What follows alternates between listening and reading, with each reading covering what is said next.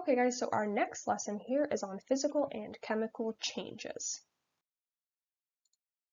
So physical changes, a change that does not produce a new substance or change a substance composition. So an example of a physical change is melting or condensation. So again, this is a change, a physical change, but these changes are not producing a new substance. Okay, so melting is changing a substance from a solid to a liquid.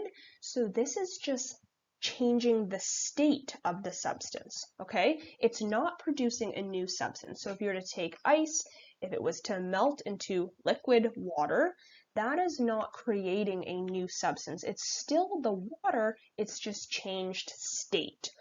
Okay, so physical changes do not produce a new substance, and many times you can reverse a physical change. Okay, some examples of this would be changes of state. So like we just talked about, going from solid to liquid or going from liquid to gas. That is just changing the state, and this can be reversed. Changing shape, so say taking a blank piece of paper and folding it once, folding it twice, that is just going to change the shape, okay? So that is an example of a physical property, shape, okay? And it's just changing it. This can be reversed. You could unfold the paper back to its original shape. Change in size, so an example being cutting paper. You might be thinking that you can't reverse, but if you were to really take a piece of paper, cut it into a whole bunch of pieces, if you really wanted to put it back together, it would be a pain, it would be a hassle. You could still technically do it. Dissolving one substance into another. So for example, dissolving sugar into water. So if you were to take sugar, dissolve it in water, you could reverse this. So if you were to go and boil the water until it has completely evaporated, so if you were to go and take that water that had sugar dissolved into it, and you were to boil it and wait for all of that liquid water to change state into gas, so water vapor, which would cause it to evaporate out of, say, the pot, you would be left with the sugar that had dissolved in it. Okay, so this can still be reversed. Okay, another example, again, like glass breaking. Again, it would be tough to put it back together, but you technically could. Okay.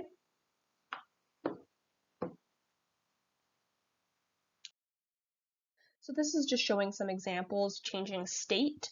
Okay, so moving from a solid to a liquid, we know that as melting. Okay, going from a solid to a liquid, going from a liquid to a solid, we know that as freezing. Okay, going from a liquid to a gas, we call that evaporation. And then the opposite, the reverse, going from a gas to a liquid, okay, is condensation. Okay, so these we are familiar with, the change in state. These are examples of physical changes, okay? It's not a new substance being formed. It can be reversed, okay? Physical changes. Now we're going to talk about chemical changes. So this is a change in a substance producing a new substance. So remember, in order for a chemical change to occur, the substance would have taken place in a chemical reaction. So in order for a chemical change to occur, a chemical reaction must occur, and chemical reactions produce new substances. Chemical changes are very hard to reverse, okay? And again, like I said, occurs as a chemical reaction takes place, okay? So when a chemical reaction between different substances takes place, this produces a new substance, and is hard to reverse. Okay, there are specific factors that indicate whether or not a chemical change is occurring. Okay, so in this diagram here, you'll see physical change, chopping wood, okay? That's just changing the shape, whereas a chemical change would be burning wood. Okay, that would be the chemical property of combustibility. Once you burn wood, can't reverse that, and a new substance is formed. Okay, ash, and that sort of thing. So this is very important. There are 5 signs to a chemical change. So if one or more of these 5 things happen, you know that it is a chemical change that has occurred, not a physical change. If one of these 5 signs has not occurred, then you know that it is just simply a physical change. Okay, so number 1, the first sign of a chemical change is a change in color. Okay, so if we were in class right now, we would do a little chemical reaction where we mix 2 clear, colorless substances. And when you mix specific substances together, they can create a new substance with a new color. So it would be like seeing 2 clear substances being added together to create a yellow substance. Okay, so that would be an example of a new color or a change in color. The second is a new odor is detected. Okay, so if you think about baking a cake, okay, once you put the cake in the oven and a little bit of time has passed, you would start to smell that wonderful smell of a cake baking. Okay, that is an example of a chemical change. Bubbles of gas form. Okay, so bubbles or fizzing is an example of a chemical change.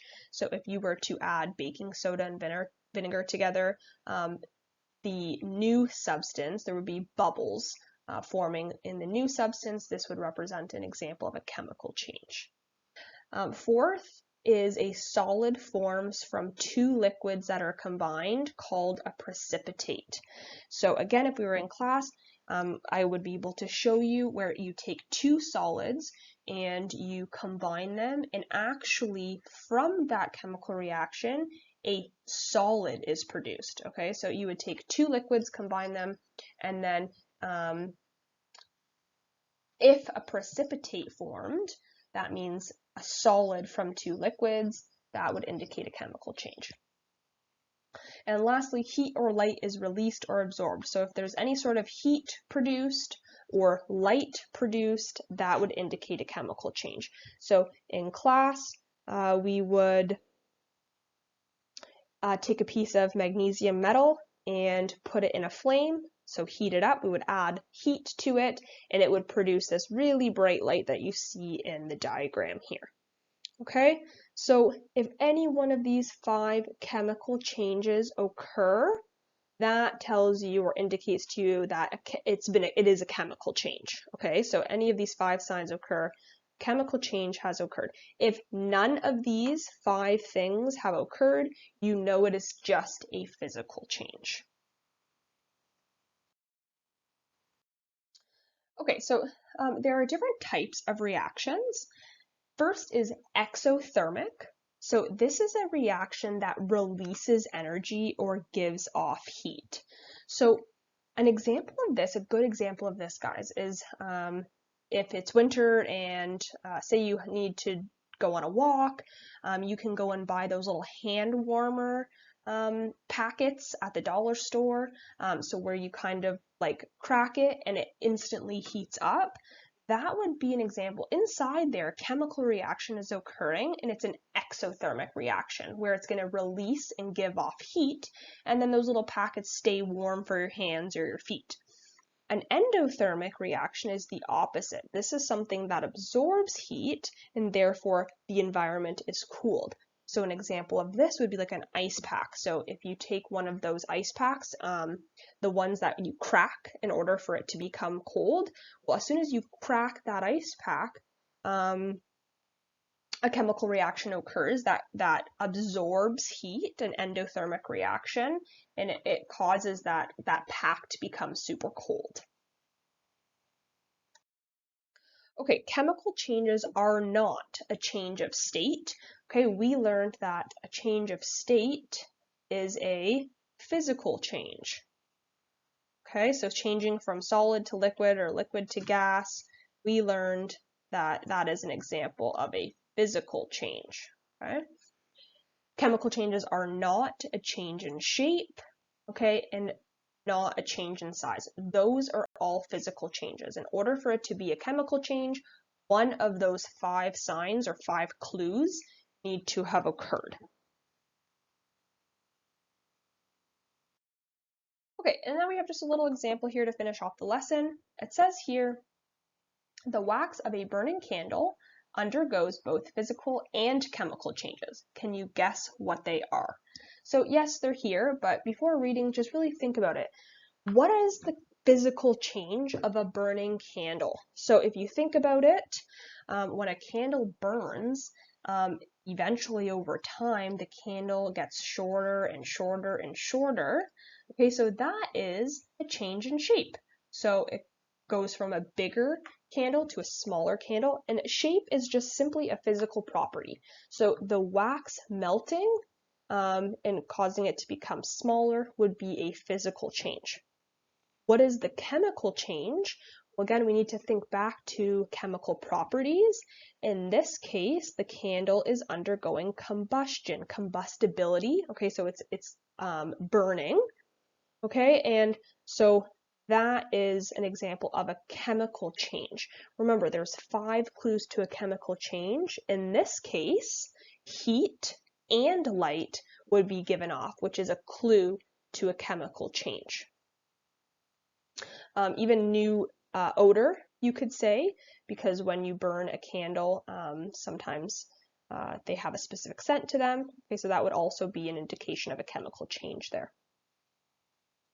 The eating of apples undergoes both physical and chemical changes as well. Can you guess what they are? So if we think about physical changes, okay, think about physical properties. If you go to eat the apple, it gets smaller and smaller and smaller. So that's going to be a change in size, which would be physical. But a chemical change when eating an apple is the apple reacting with oxygen. So you know that if you were to take a bite of an apple and you were to leave it for even a half an hour, that apple starts to turn brown. And what that really is the apple reacting with oxygen. Okay, and we learned that as a chemical property. Okay, so that's going to indicate that brown is going to indicate a change in color. So that would be your first sign of a chemical change, right? So think back to what those 5 signs are of a chemical change. And if one of those things are happening, then that is a chemical change. So the change in color here would be an example of a chemical change. Okay, and so that's physical and chemical changes. You have a little bit of practice in your booklet, page 17. Thanks, guys.